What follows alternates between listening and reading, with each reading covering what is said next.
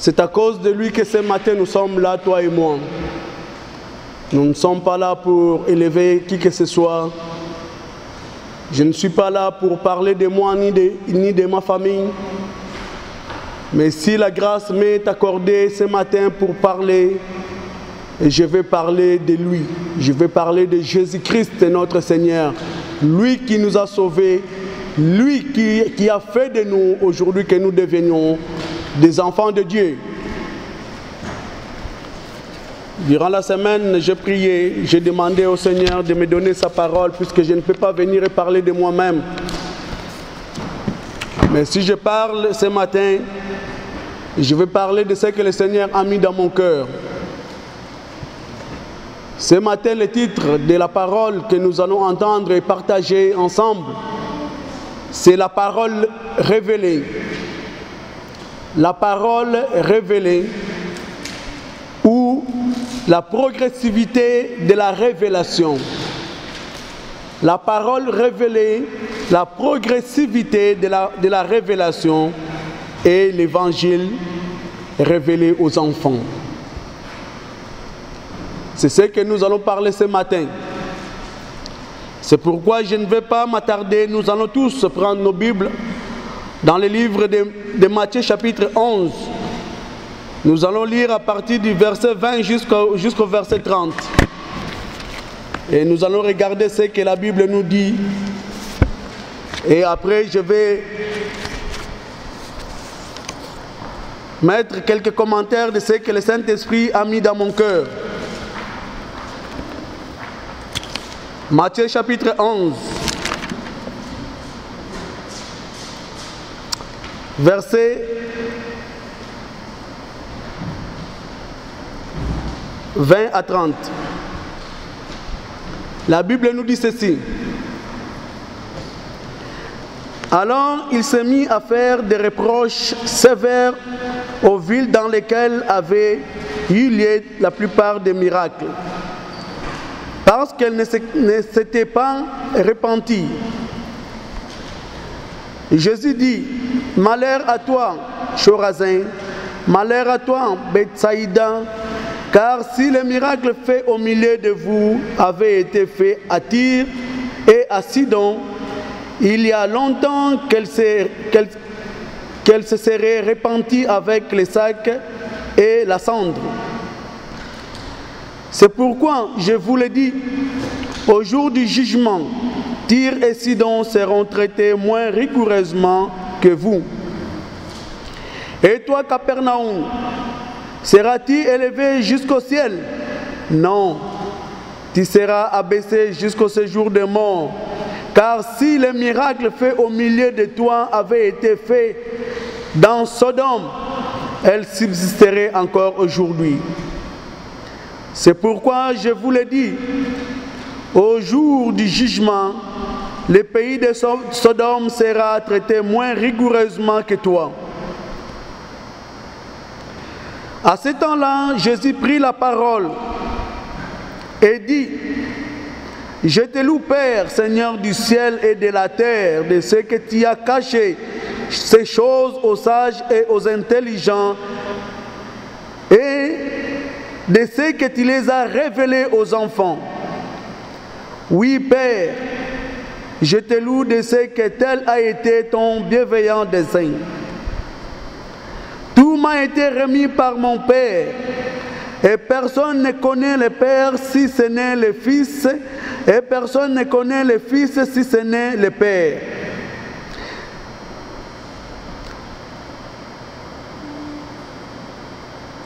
Si ce n'est le Fils et celui à qui veut le révéler, venez à moi, vous tous qui êtes fatigués et chargés, et je vous donnerai du repos. Prenez mon joug sur vous et recevez mes instructions, car je suis doux et humble de cœur, et vous trouverez du repos pour vos âmes, car mon joug est aisé et mon fardeau léger. » Père, nous te bénissons pour cette parole. Tu es digne, Seigneur Dieu, tu es digne, Père Saint, tu es digne. Parle à tes enfants pour ta seule gloire au nom de Jésus. La Bible nous dit, il y avait un jour, Jésus faisait des reproches. À certaines villes auxquelles il avait fait beaucoup de miracles. La Bible nous dit, il parle de la ville de Chorazin. Il dit, malheur à vous. Pourquoi dans cette ville, Jésus avait fait beaucoup de miracles, mais les gens sont restés pareils. Les gens ne se sont pas repentis. Il parle aussi de la ville de Sidon. Jésus avait fait beaucoup de miracles à Sidon, mais les gens ne sont pas repentis. Et il parle même à Capernaum. Il a dit, Capernaum, ne te pense pas être élevé, tu seras abaissé, puisqu'il y a eu aussi beaucoup de miracles. Même la multiplication des pains que nous lisons souvent, c'était à Capernaum. Mais les gens voyaient toutes ces choses-là, mais leur cœur était toujours éloigné de Dieu. Et il dit, écoutez, vous qui avez vu toutes ces choses-là, mais vous ne voulez pas vous repentir, au jour du jugement, vous allez être jugés sévèrement. Il parle même de Sodome. Il dit, Sodome ne va pas être jugé rigoureusement que vous. Puisque si le miracle qui a été fait au milieu dans Sodome, je crois que Sodome serait repenti. Ça, c'est Jésus qui parle. Et la Bible nous dit, à ce temps-là, il tourne le regard et il dit, je te loue, Père, Seigneur du ciel et de la terre, de ce que tu as caché ces choses aux sages et aux intelligents. Quelles sont ces choses-là dont Jésus parlait? La chose dont Jésus parlait, c'était la parole révélée. La parole révélée. Il dit, je te loue de ce que tu as caché ces choses-là aux sages et aux intelligents. Qui sont ces sages-là ou qui sont ces gens intelligents? Les gens qui ont déjà bâti un nom, les gens qui se sont déjà donné un nom, ces gens-là, ils se sentent supérieurs que Dieu. Ces gens-là, ils se disent que, oh, qu'est-ce que j'irai encore chercher de la part de Dieu? J'ai tout, je me suffis à moi-même, j'ai beaucoup étudié, j'ai tel diplôme ou tel autre. Qu'est-ce que j'irai encore chercher? Je me suffis à moi-même. C'est les sages du monde, les hommes intelligents du monde, ils rejettent la parole de Dieu. Ça, c'était à l'époque de Jésus. Mais si nous regardons aujourd'hui, c'est la même chose. Les gens rejettent la parole de Dieu. Les gens repoussent la parole de Dieu. Les gens ne veulent rien savoir de la part de Dieu. Quand bien même il y en a d'autres personnes, quand ils sont coincés, parfois la grâce de Dieu vient auprès d'eux et qu'ils reçoivent parfois des miracles, mais après ces miracles-là, ils retournent dans leurs anciennes habitudes. Mais bien aimés, ce n'est pas le miracle. Puisqu'aujourd'hui, si nous regardons, nous voyons que les gens courent derrière le miracle. Mais après le miracle, les gens retournent dans leurs anciennes habitudes. Si ces gens-là étaient des voleurs, ils retournent encore, commencent à voler. S'ils étaient des prostituées, ils retournent encore dans leur prostitution. Pourquoi? Est-ce que Dieu ne les a-t-il pas visités? Est-ce que Dieu ne les a-t-il pas fait grâce? Malgré la grâce de Dieu, malgré ils ont vu la main de Dieu dans leur vie, mais comme il y a quelque chose qui ne s'est pas encore déclenché en eux, c'est pourquoi facilement ils retournent. Mais bien aimé, si la parole de Dieu se révèle en toi, tu ne seras plus la même personne. Tu n'auras plus la même attitude que tu avais avant. Avant que la parole de Dieu puisse se révéler dans la vie de Paul, qui était seul, il avait une autre attitude face aux enfants de Dieu. Mais le jour où le Seigneur lui-même lui a croisé sur le chemin de Damas, c'est Paul-là que les gens connaissaient, il était devenu méconnaissable. Pourquoi? À cause de la révélation de la parole de Dieu. À cause de la révélation. Pourquoi? Parce que quand Dieu te révèle sa parole, tu vas commencer à comprendre la dimension dans laquelle Dieu veut t'amener. Tu vas commencer à comprendre qu'est-ce que les plans de Dieu. Tu vas commencer à comprendre c'est quoi, qu'est-ce que Dieu veut faire.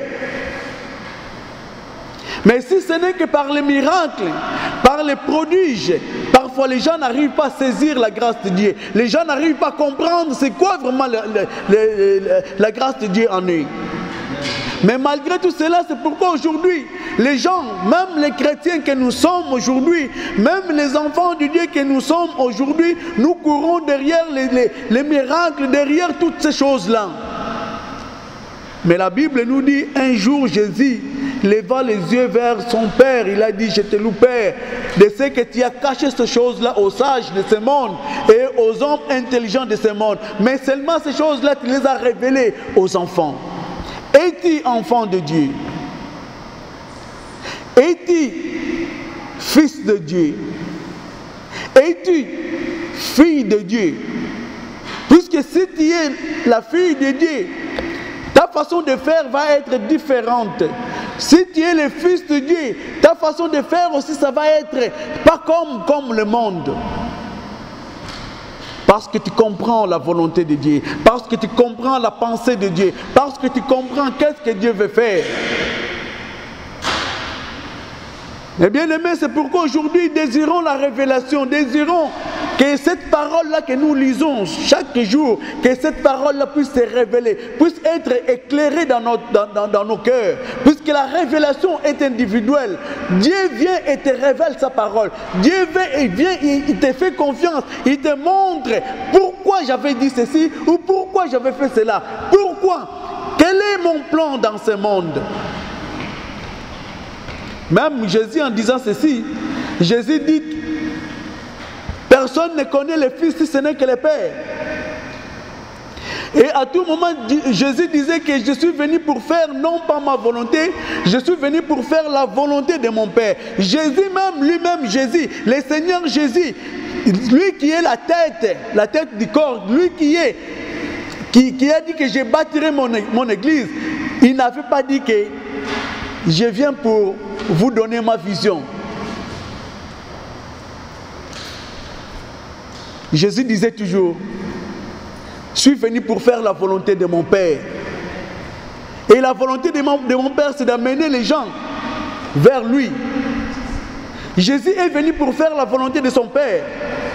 Et nous, si nous sommes là aujourd'hui, nous sommes là par l'entremise de Jésus-Christ, mais pour faire aussi l'œuvre de Dieu, pour faire aussi la volonté de Dieu, que Dieu s'est révélé en nous à travers son Fils Jésus-Christ. Mais bien aimé, c'est bien le miracle, c'est bien le prodige, c'est bien toutes ces choses-là. Tu peux recevoir le miracle de Dieu aujourd'hui. Mais il y a une chose, si ton cœur ne se répand pas, malgré le miracle de Dieu que tu as reçu, un jour Dieu va te poser les questions. Un jour Dieu va te dire, est-ce que je ne t'avais pas visité dans telle ou telle autre situation? Mais pourquoi cela ne t'avait pas interpellé? Je t'ai parlé, tu as entendu ma voix, mais pourquoi tu es resté toujours pareil?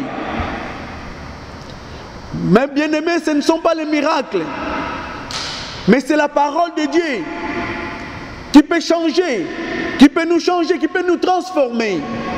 La parole de Dieu, la parole qu'aujourd'hui beaucoup de gens refusent. Et quand bien même aujourd'hui nous disons que nous voulons la vérité, mais si la vérité de la parole de Dieu tombe là-bas, les gens disent que oh, nous ne voulons plus cette vérité-là.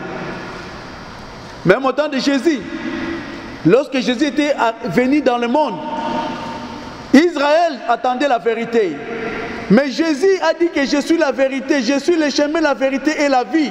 Mais les gens ne l'ont pas suivi. Mais pourtant, tout ce que Jésus disait était vrai. Mais pourtant, les gens ne voulaient pas le suivre. Un jour, Jésus était devant Pilate. Et Jésus dit que moi, je suis venu pour annoncer la vérité. Je suis venu pour la vérité. Pilate lui a posé la question, es-tu roi? Jésus a répondu, oui, je le suis. Je le suis, mais seulement mon royaume n'est pas de ce monde. Puisque si mon royaume était de ce monde, mes hommes combattront pour moi. Mais mon royaume n'est pas de ce monde.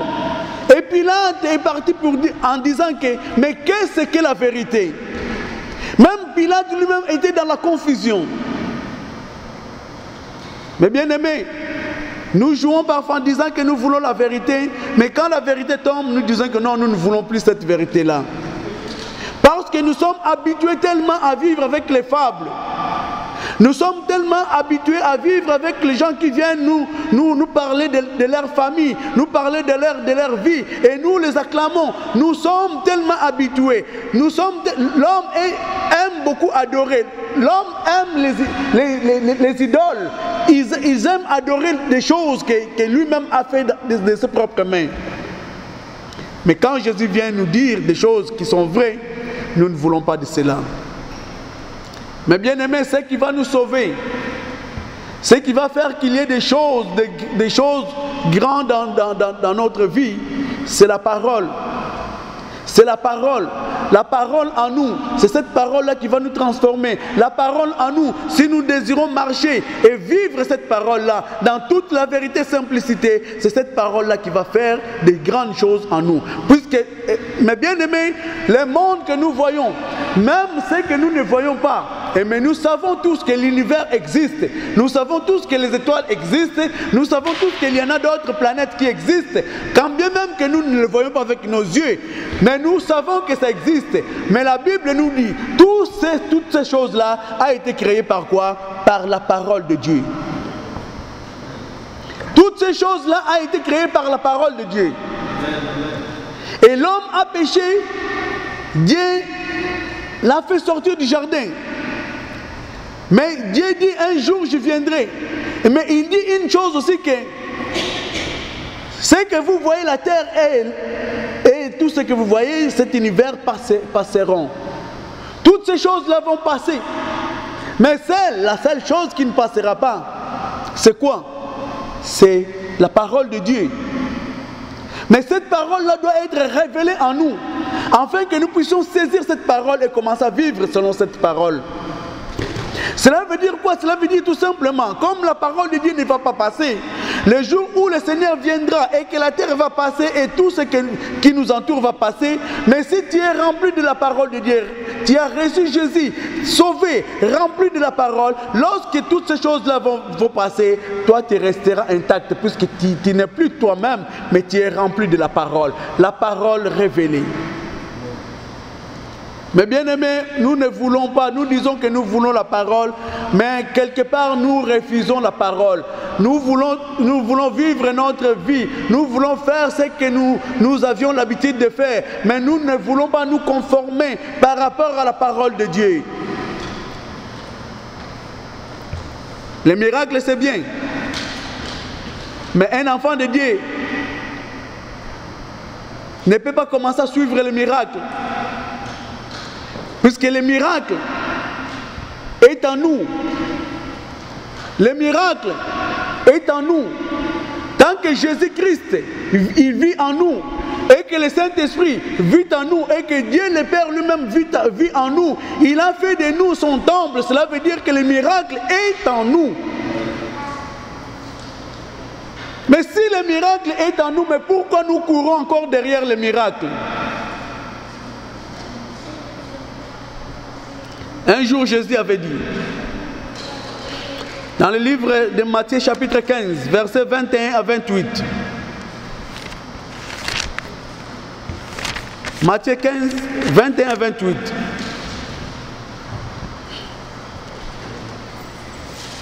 La parole de Dieu nous dit ceci. Jésus partit de là et se retira dans le territoire de Tyr et de Sidon. Une femme cananéenne qui venait de ces contrées, lui criant, « Aie pitié de moi, Seigneur, fils de David. Ma fille est cruellement tourmentée par le démon. » Il ne lui répondit pas un mot. Et ses disciples s'approchèrent de lui, demandèrent, renvoie-la, car elle crie derrière nous. Il répondit, je n'ai été envoyé qu'aux brebis perdues de la maison d'Israël. Mais elle vint se prosterner devant lui en disant, Seigneur, viens à mon secours. Il répondit, il n'est pas bien de prendre le pain des enfants et de les jeter aux petits chiens. Mais cette femme dit, oui Seigneur, pourtant les petits chiens mangent les miettes qui tombent de la table de leur maître. Alors Jésus lui dit, femme, ô femme, ta foi est grande, qu'il te soit fait comme tu l'as vu. À l'heure même, sa fille fut guérie. Nous connaissons cette histoire. Nous le connaissons très bien, mais la Bible nous dit, on parle toujours de Tyr. Il était parti dans le territoire de Tyr et Sidon. Et une femme cananéenne cria derrière elle, Seigneur, Seigneur, aie pitié de moi. Seigneur, Seigneur, aie pitié de moi. La Bible nous dit, Jésus ne lui répondit pas. Mais les disciples sont venus vers Jésus et dire que, oh, renvoie cette femme car elle crie derrière nous. Elle fait des bruits, elle nous dérange. Femme, en voyant tout cela, elle courut et se jeta devant Jésus à genoux. Et qu'est-ce que Jésus dit encore? La femme s'est jetée là devant lui. Mais Jésus dit, il n'est pas bon de donner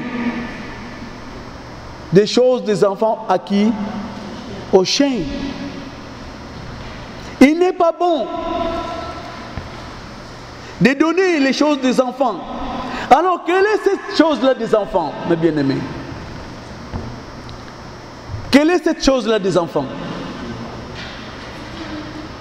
Puisque Jésus dit ici, il n'est pas bon de donner la nourriture des enfants aux chiens. Quelle est cette nourriture? Alléluia. Quelle est cette nourriture? Cette nourriture n'est rien d'autre que la parole. La parole qui fait quoi? La parole qui produit les miracles. Cette chose-là n'est rien d'autre que la parole révélée, mais cette parole révélée qui produit les miracles. Que c'est cette parole-là que cette femme-là voulait. Cette femme-là voulait seulement que Jésus puisse prononcer un mot. Qu'il dise seulement un mot sur sa fille. Un mot suffirait pour que sa fille soit guérie. Malgré tout ça, Jésus est passé d'abord disant qu'il n'est pas bon que la nourriture des enfants soit donnée aux chiens. Mais écoutez la réponse de cette femme. Cette femme dit que, oh, même les chiens mangent les miettes qui tombent sous la table. Jésus regardant cette femme, il a dit, oh, femme, qu'il te soit fait selon ta foi. Aujourd'hui, mes bien-aimés, même dans nos églises, la foi n'y existe plus. La foi, c'est espérer les choses dont nos yeux ne voient pas encore. Mais à ce moment-là, c'est le moment où nous allons nous saisir, nous tenir main dans la main pour espérer que Dieu fasse de grandes choses. Dieu veut se révéler, Dieu s'est révélé en nous. Et tant qu'enfants de Dieu, nous disons que nous sommes des enfants du roi. Mais notre façon d'être, notre façon de se comporter, notre façon de se plaindre ne reflète pas vraiment que nous sommes des enfants du roi. Puisqu'un enfant du roi ne se plaint pas. Mais aujourd'hui, on dirait que nos yeux sont beaucoup plus fixés vers les obstacles qui nous entourent, au lieu que nos yeux soient fixés vers notre Seigneur Jésus-Christ. C'est de lui que moi je parle ce matin. C'est de lui, il s'agit de lui. Mais bien aimé, si tu fais la rencontre avec Jésus, ta vie ne sera plus la même. Ta vie aura une autre signification. La façon de penser, la façon de voir les choses ne sera plus la même chose. Là où les gens disent que c'est fini, toi tu dis que j'ai encore l'espoir. Le bien-aimé. Mais il faudrait que cette parole-là soit révélée à nous. Il faudrait que Jésus puisse se manifester en nous. Ce n'est pas dans les miracles, puisque les miracles aujourd'hui, nous les vivons du jour au jour, nous vivons les miracles de Dieu. Mais quand bien même nous vivons les miracles aujourd'hui, demain nous allons nous plaindre encore. Ou bien même que c'est Dieu-là, c'est lui qui nous avait fait grâce. Aujourd'hui, Dieu te fait grâce. Il te guérit de telle ou telle autre maladie. Mais demain, notre vie chrétienne, ça continue. Demain, tu auras encore une autre chose qui sera peut-être encore beaucoup plus grande. Mais il faut toujours compter sur la grâce de Dieu. Le même Dieu qui t'avait délivré, c'est le même Dieu encore qui va te faire grâce. Puisque notre vie sera toujours remplie de beaucoup d'épreuves. Mais dans ces épreuves, la bonne nouvelle est que Dieu ne peut pas te mettre une épreuve qui va dépasser ta foi. Dieu te connaissant, il sait que tu as tellement mangé la parole, la nourriture de sa parole.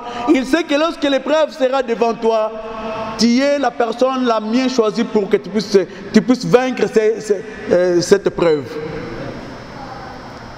Mais aujourd'hui, nous retroussons les manches, nous retroussons le chemin. Nous disons que, ah non, il faudrait que je puisse changer mon chemin. Ah non, il faudrait que non, je crois qu'il serait pour moi mieux que je puisse chercher un raccourci. Mais Dieu veut nous bâtir, non pas par les chemins des raccourcis, mais par les chemins que lui-même avait déjà tracés pour nous. Écoutons, nous avons l'histoire des peuples d'Israël. La Bible nous dit que c'est l'ombre des choses à venir. Dieu voulait nous préparer, c'est pourquoi il avait déjà choisi un peuple à qui il a fait tellement de choses grandioses et qu'aujourd'hui nous, si nous voulons voir la grâce de Dieu, si nous voulons voir la bienveillance de Dieu, nous n'allons qu'à regarder ce que Dieu avait fait auprès d'Israël. Écoutez, un jour, nous connaissons tous l'histoire de Moïse. Un jour, Moïse s'est retrouvé dans le pays des mendiants, en train de paître les troupeaux de son beau-père, Jéthro.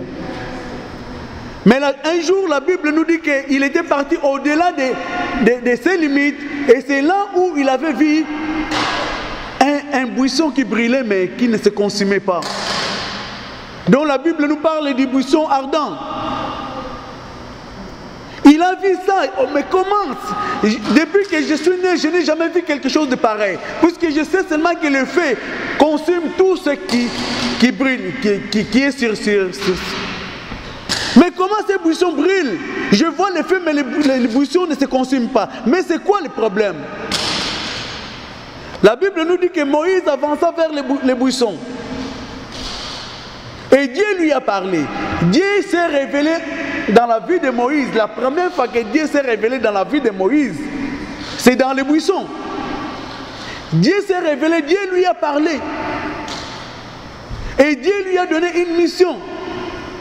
Et même il a dit, mais lorsque je retournerai en Égypte, ils vont me poser la question, mais quel est ce Dieu-là qui t'a envoyé? Mais qu'est-ce que je leur dirai? Il a dit, dis-le que mon nom est je suis. Dieu n'est pas le Dieu du passé, mais Dieu, il est toujours le Dieu du présent. Puisque dans le passé, lorsqu'il avait agi, c'était le présent à ce moment-là. Dites-leur que je suis, mon nom et je suis. Dans ta situation, dans ton épreuve, sachez que je suis est à côté. C'est pourquoi nous aimons bien courir par-ci, par-là, oubliant que je suis est juste à côté de nous. Mais il faudrait que ce Jésus-là puisse se révéler dans ta vie, afin que tu puisses avoir confiance. La manque de confiance parce que nous manquons la révélation de la présence de Dieu en nous. À quel moment souvent les enfants ont peur dans la maison? Souvent les enfants ont peur si les parents ne sont pas là. Mais si les parents sont là, quoi qu'il arrive, les enfants ont toujours confiance que leur papa, ou leur maman, c'est leur héros. Mais bien aimé, Jésus est à côté de nous. Dieu s'est révélé dans la vie de Moïse dans les buissons. Il lui a donné la mission, vas-y, va-t'en, retourne en Égypte. Il est retourné en Égypte. Et nous connaissons tout ce qui s'est fait en Égypte. Nous connaissons tous les miracles qui s'est produit devant Pharaon. La mer s'est transformée, le Jourdain, le fleuve Jourdain s'est transformé en sang. Nous le savons. Nous avons vu l'évasion des sauterelles, toutes sortes de choses qui s'est passées en Égypte.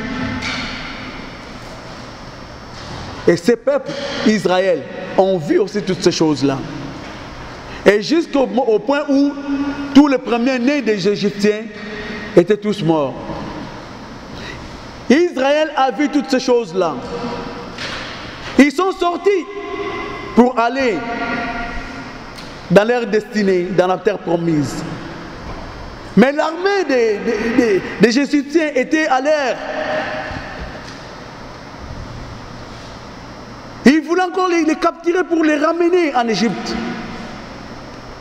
Moïse, devant la mer Rouge, il ne savait quoi faire, mais pourtant il avait les bâtons. Les bâtons que Dieu lui avait donnés, Moïse avait ces bâtons. Et lorsqu'il a frappé, ils ont traversé, la Bible nous dit qu'ils ont traversé à pied sec. La Bible nous dit à l'air droite, la mer était comme un mur, à l'air gauche était aussi comme un mur, qui les protégeait à traverser. Et lorsque les Égyptiens sont arrivés à côté pour le poursuivre, la Bible nous dit que Dieu a mis un fait qui a empêché que les Égyptiens puissent les attraper. Ces gens-là, ils ont vu toutes ces choses-là. Et jusqu'à ce qu'ils ont traversé, ils ont vu, mes bien-aimés, ils ont vu l'armée du Pharaon être engloutie par la mer Rouge. Ils ont vu cela. Mais de l'autre côté du désert, ils ont continué à se plaindre de la même façon, mes bien-aimés. Oubliant tout ce qu'ils ont vu, oubliant tout ce qu'ils ont vécu, oubliant tout ce qu'ils ont vu, les miracles ils en ont vu, ce n'est pas les miracles qui ont manqué, ils en ont vu. Toi et moi, je n'ai jamais vu quelqu'un être englouti par l'eau. Ils ont traversé à pied sec dans la mer. Mais de l'autre côté, ils commençaient à se plaindre encore. Ils commençaient à se lamenter encore. Ils disaient même, Moïse, pourquoi tu nous as fait remonter de l'Égypte? La révélation. C'est pourquoi la progressivité de la révélation dans nos vies est importante. Le Dieu que nous servons ne veut pas que nous puissions faire toujours du surplace. Que depuis que je l'ai connu, je suis toujours la même, je reste toujours je ne grandis pas. Non, Dieu ne veut pas ça. Il veut qu'il y ait un progrès dans notre marche avec Jésus. Il veut qu'il y ait vraiment un progrès. La progressivité dans la révélation, dans les choses de Dieu. Mais bien aimé, ces gens-là, il y a eu un moment où ils ont manqué l'eau. Ils se sont plaints encore de la même façon. Ils sont arrivés jusque devant un lac dont on parle, les eaux de Mara, dont les eaux qui étaient là étaient amères. Dieu a dit, prends tel bateau et jette là, l'eau va s'adoucir. Ils en ont vu. Mais bien aimé, quels sont les miracles que les enfants d'Israël n'ont pas vus? Ils ont vu l'eau sortir du rocher. Ils ont vu ça. Ils ont vu l'eau qui sortait du rocher. Ils ont vu la manne qui tombait, les cailles qui tombaient. Ils en ont vu. Ils prenaient la manne et les cailles, ils mangeaient. Mais est-ce que cela a pu changer leur cœur? Est-ce que ces miracles-là a pu changer quand même leur cœur? Leurs cœurs sont restés pareils. Leurs cœurs sont restés pareils, un grand vide. Le Dieu qui produit les miracles, il y a des moments où ils ne voulaient rien savoir de ce Dieu-là. Leurs cœurs sont restés pareils, mes bien-aimés. Aujourd'hui même, dans l'église, nous voyons parfois des miracles. Qu'est-ce que Dieu n'a-t-il pas fait dans ta vie? Qu'est-ce que Dieu n'a pas fait? Écoutez, le fait même d'être encore en vie jusqu'à aujourd'hui, c'est déjà quelque chose de très grand. Beaucoup de gens qui étaient nés les mêmes jours que toi, aujourd'hui parfois beaucoup ne sont plus de ce monde. Mais le fait même de respirer, de vivre encore, la respiration, le souffle de vie que nous avons, l'être et le mouvement, le fait même de bouger, c'est déjà une grâce, c'est déjà un miracle. Puisqu'il y en a des gens, au moment où nous sommes ici, il y en a des gens qui n'arrivent même pas à se déplacer. Avant de se déplacer, il faudrait qu'il y ait des gens qui puissent les transporter. Mais qu'est-ce que nous désirons? Quel miracle nous désirions-nous pour que nous voyions vraiment que Dieu est avec nous? Dieu se révèle d'une façon ou d'une autre dans nos vies. Mais saisissons la grâce de Dieu. Tant que nous n'allons pas comprendre, il y aura toujours des épreuves devant nous. Parce que Dieu veut notre croissance. Dieu ne peut pas confier des responsabilités à des hommes et des femmes immatures. Puisque des hommes et des femmes immatures, quand on leur donne des responsabilités, ils finissent par en abuser. Dieu veut la maturité en nous. Aujourd'hui, regardons ce qui se passe dans le monde. Regardons ce qui se passe même dans les églises. Aujourd'hui, l'église est devenue synonyme d'aller faire le profit. Jésus-Christ n'était pas venu pour faire des profits dont la Bible parle de gains sordides. Aujourd'hui, la parole de Dieu est vendue. C'est pourquoi ces gens-là n'ont plus la révélation. La parole de Dieu aujourd'hui est marchandée. On donne aujourd'hui la prophétie selon les moyens des gens. Tu as combien? Oh, j'ai 1000 $. On va donner la prophétie selon l'argent que tu as donné, selon 1000 $. Tu as donné combien? Oh, j'ai 10 $. Ta prophétie va être aussi tellement petite puisque tu n'as que 10 $. Est-ce que c'est Dieu vraiment qui met la prophétie dans le cœur de ces gens-là? Et ceux qui n'ont rien, n'ont pas non plus la prophétie. Et les gens les acclament. Les gens suivent ces gens-là. Mais bien aimés, ce sont des prophéties diaboliques, démoniaques, puisque les choses de Dieu, ça ne se vend pas. Dieu donne. Le don de Dieu est gratuit. La grâce de Dieu est gratuite. Ces gens-là n'ont plus la révélation de la parole de Dieu. Et dans la vie de ces gens-là, ils n'ont même pas aussi la crainte de Dieu. Puisque s'ils avaient la crainte de Dieu, ils n'auront pas fait, ils ne peuvent pas faire tout ce qu'ils font là.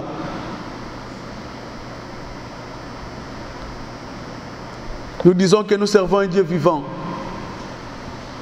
Nous disons que nous voulons que Dieu puisse se révéler en nous. Nous voulons marcher dans la crainte de Dieu. Mais quand nous disons que nous voulons marcher dans la crainte de Dieu et que la parole de Dieu nous est donnée, et regarde, pour marcher dans la crainte de Dieu, il faudrait que tu puisses marcher comme ça. Non, ce n'est pas ça.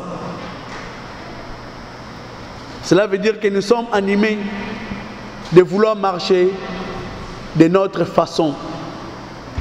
Même si nous disons que Dieu est avec nous, mais quelque part c'est une façon seulement pour aveugler les gens, pour tromper les gens. Mais quelque part nous savons que Dieu n'est pas avec nous. Puisque si Dieu est avec nous, nous sommes censés de dire et de vivre la vérité de la parole de Dieu. Nous sommes censés vivre la parole qui est révélée dans le cœur de tout et chacun de nous. Alléluia. Alléluia. Alléluia. Mais bien aimés, nous jouons aujourd'hui avec la parole de Dieu.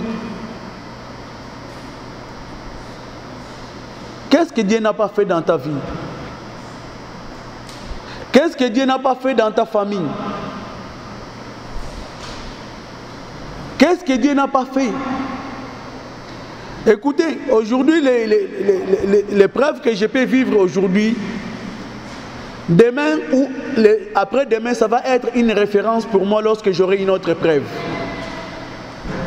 Cela veut dire que l'épreuve que je vis aujourd'hui Demain ou après-demain, lorsque je serai devant une autre preuve, je dirai que le Dieu qui m'a délivré de cette épreuve va me délivrer encore aujourd'hui.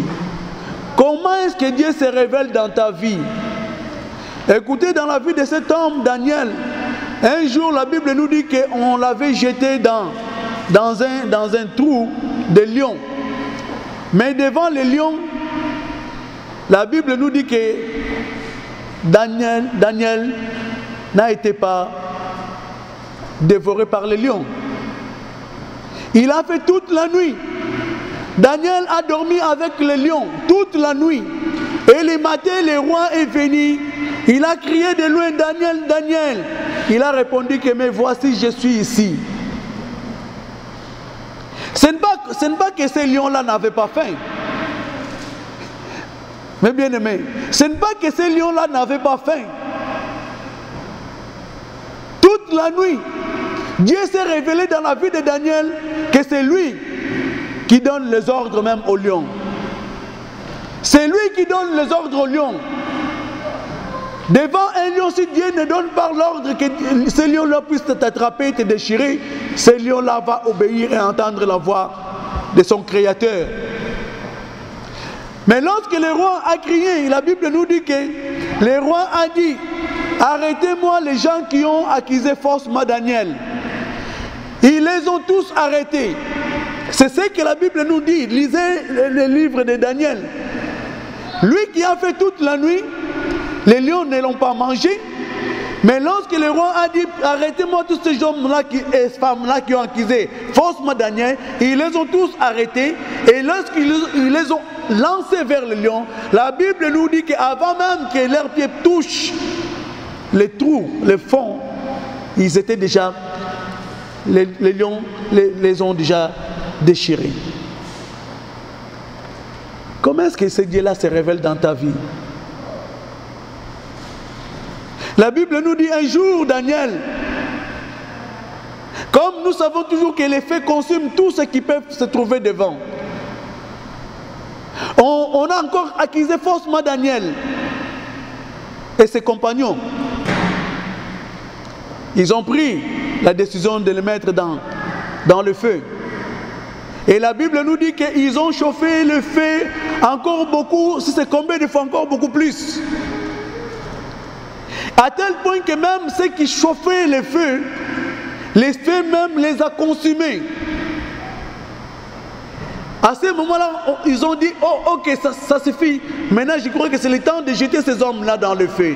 Mais ils ont jeté les 3 personnes dans le feu. Ils ont jeté ces gens-là dans le feu. Mais ils ont dit qu'ils étaient 3, mais un 4e qui était à côté. Le Dieu que le feu ne peut pas consumer. C'est Dieu-là qui a donné l'ordre à ces feux-là, qui n'a pas droit à consumer ces gens qui sont avec moi. C'est ça la révélation dont nous parlons. C'est ça la révélation. Est-ce que Dieu s'est déjà révélé dans ta vie? Et comment est-ce que Dieu s'est révélé dans ta vie? Puisque si Dieu se révèle dans ta vie ne sera plus la même. Mais nous voyons toujours les mêmes gens, les mêmes personnes.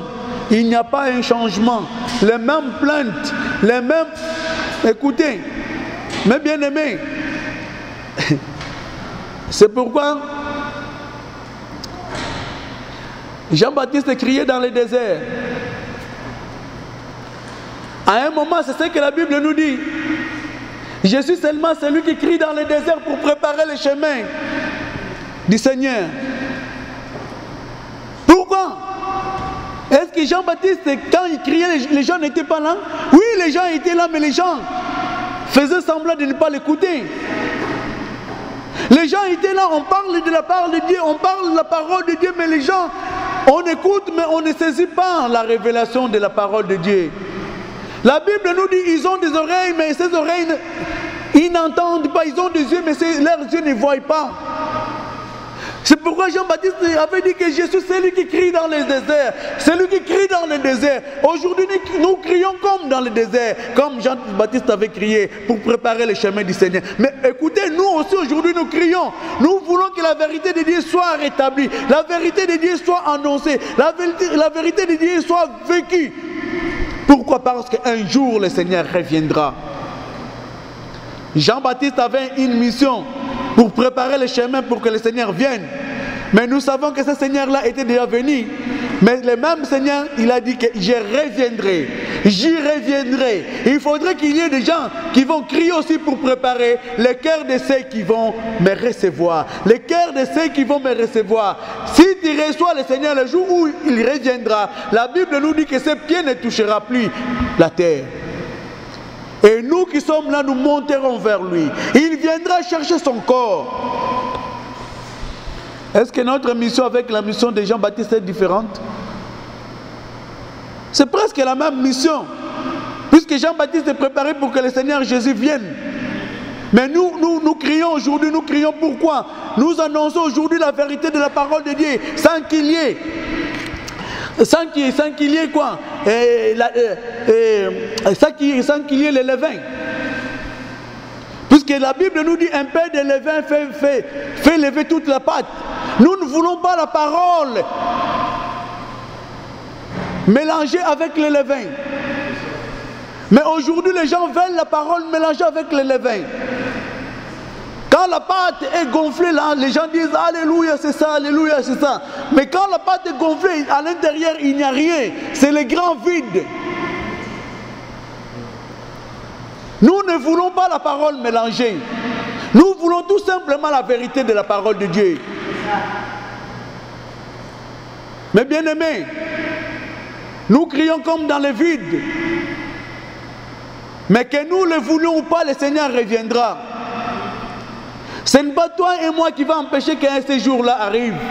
Le jour où il va décider de venir, il viendra, personne ne l'empêchera. Ni le Premier ministre, ni aucune armée de ce monde qui va l'empêcher.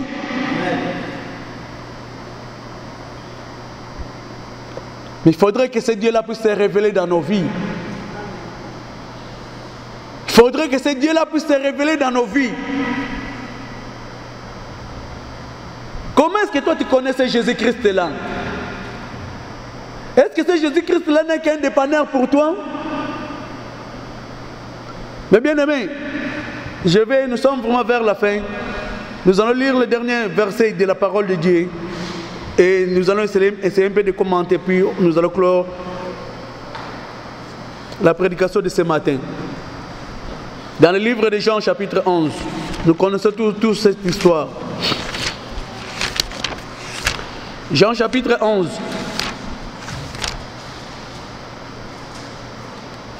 Nous allons lire à partir du verset 36 jusqu'au verset 44.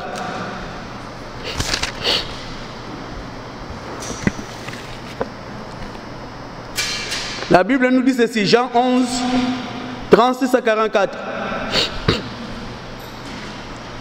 Les Juifs dirent donc, voyez comme il l'aimait. Et quelques-uns d'entre eux dirent, lui qui a ouvert les yeux de l'aveugle, ne pouvait-il pas faire aussi que cet homme ne meure pas? Jésus, frémissant de nouveau en lui-même, s'est rendu au tombeau. C'était une grotte et une pierre était placée devant. Jésus dit, ôtez la pierre.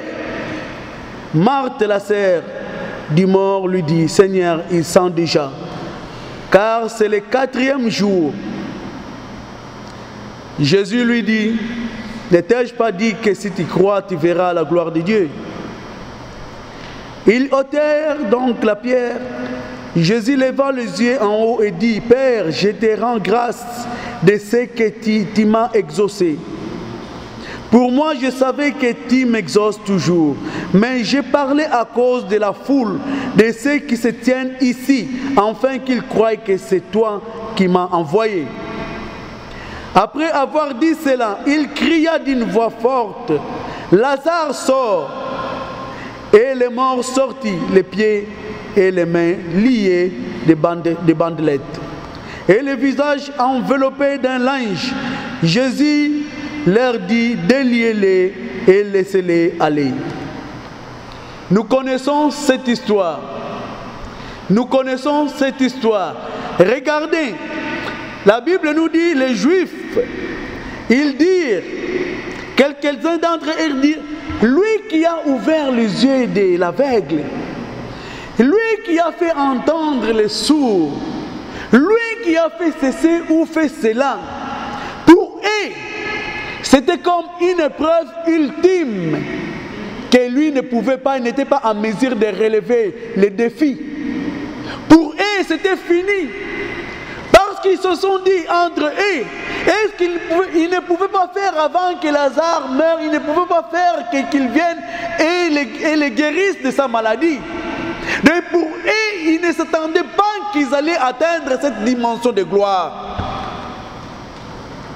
Mais Jésus, connaissant toutes ces choses, mais bien aimé, peut-être qu'il y a une façon de voir les choses de Dieu. Mais toi et moi, nous n'avions pas encore vu de grandes choses. Puisque le Dieu que nous servons n'est pas limité par quoi que ce soit. Le Dieu que nous servons n'est pas limité. Mais bien aimé, les Juifs se sont dit, la Bible nous dit, lui qui a ouvert les yeux de l'aveugle, ne pouvait-il pas faire aussi que cet homme ne meure pas? Jésus frémissant de nouveau en lui-même, puisqu'il comprenait ce qui s'est passé dans le cœur de l'homme. Ils sont devant les tombeaux, devant un fait accompli. Les gens disent que tu es devant un fait accompli. Accepte la réalité. C'est ce que les gens nous disent. Accepte la réalité. Pourquoi ne veux pas accepter la réalité? Mais la réalité n'est pas la vérité. Ici, nous ne parlons pas de la réalité. Ici, nous parlons de la vérité. La vérité qui a créé ce monde que nous vivons. Puisqu'une réalité peut être changée, mais la vérité reste la même. Personne n'y croyait. Et même la sœur de Lazare n'y croyait pas. Puisque Jésus dit, je vais me retrouver dans le texte. Jésus dit, ôte la pierre. Marthe, la sœur du monde, lui dit, Seigneur, il sent déjà, puisque c'est 4 jours déjà qu'il est là. Ça fait déjà 4 jours qu'il est là. Seigneur, si on enlève même la pierre, il va tellement sentir. 4 jours qu'il est déjà là.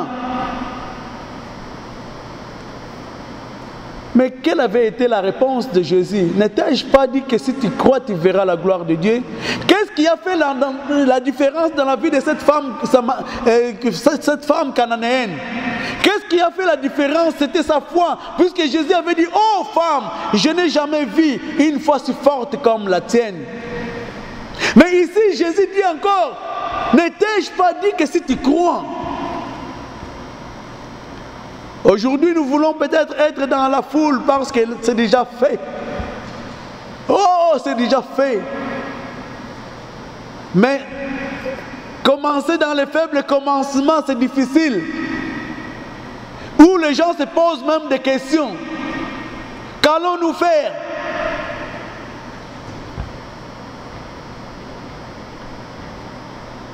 Mais ce que Dieu avait dit un jour, ma puissance se révèle dans la faiblesse. Ma puissance se révèle dans la faiblesse. Quand tout le monde n'y croit plus, c'est là où Dieu agit. Quand tout le monde dit que c'est désespéré, tout le monde ont désespéré, c'est là où Dieu va agir. Afin que personne ne puisse dire que c'est moi qui ai fait ceci ou moi c'est moi qui ai fait cela. Puisque Dieu ne partage pas sa gloire avec qui que ce soit. N'ai-je pas dit que si tu crois, tu verras la gloire de Dieu? On ôta la pierre. Et la Bible nous dit, Jésus a prié. Regardons même sa prière. Qu'est-ce que Jésus dit? Dans sa prière, il dit, oh Père, je sais que tu m'exauces toujours. Je sais que tu m'exauces toujours. Mais le premier verset que nous avions lu, il avait dit, je te loue Père, de ce que tu as caché ces choses aux sages et aux intelligents. Je te loue, Père. Mais ici, il a dit, oh Père, je te loue parce que je sais que tu m'exauces toujours. Il dit, si je prie, si je parle, ce n'est pas à cause de moi, mais à cause de ces gens-là. À cause des gens qui m'entourent, parce qu'ils ne croient pas. À cause d'eux, c'est pourquoi je crois. Père, glorifie ton nom aujourd'hui. La Bible nous dit, il a crié, Lazare, sort. Et d'autres prédicateurs disent, heureusement qu'il avait prononcé le nom de Lazare. Puisque lui, le Créateur, s'il n'avait pas prononcé le nom de Lazare, s'il avait dit seulement que sortez, alors tout le monde qui était mort devait sortir de leur tombeau. Peu importe le nombre de jours. C'est pourquoi il avait précisé, il ne s'agit pas de vous autres, mais il s'agit de Lazare ici. Lazare sort. Imaginez s'il n'avait pas cité, sortez, tu vois ton grand-père qui était mort, tu sais combien des années, sortir comme ça, il commence à venir. Je crois que la ville devrait être même dans le chaos total. Lazare est sorti parce que la parole de Dieu est vraie. La réalité était là, 4 jours, mais la parole de Dieu a confronté la réalité et la réalité a disparu à cause de la vérité de la parole de Dieu. Ça, c'était une autre dimension de la révélation. Peut-être il croyait qu'il pouvait faire seulement ressusciter les morts, guérir les aveugles, guérir les sourds, guérir des gens qui avaient des problèmes, mais il ne croyait pas au-delà de 4 jours. Il pouvait aussi guérir quelqu'un au-delà de 4 jours. Dieu s'est révélé dans cette dimension-là. Alors quelle est la chose la plus difficile que Dieu ne peut pas faire dans ta vie? Quelle est la chose la plus difficile que Dieu ne peut pas, que Dieu est incapable de faire? Dieu n'est pas incapable d'agir dans nos vies. Quelle est cette chose-là? Mais cherche la parole. Montre ton cœur devant le Seigneur. Puisque seulement la révélation, quand tu saisis la révélation, c'est là où vient aussi la réponse. La révélation vient avec la réponse. Mes bien-aimés, saisissons la grâce de Dieu. Mes bien-aimés, vivons la parole de Dieu. Mes bien-aimés, désirons à progresser dans notre marche chrétienne de chaque jour. Que le nom de notre Seigneur Jésus-Christ soit glorifié. Amen. Amen. Amen. Alléluia.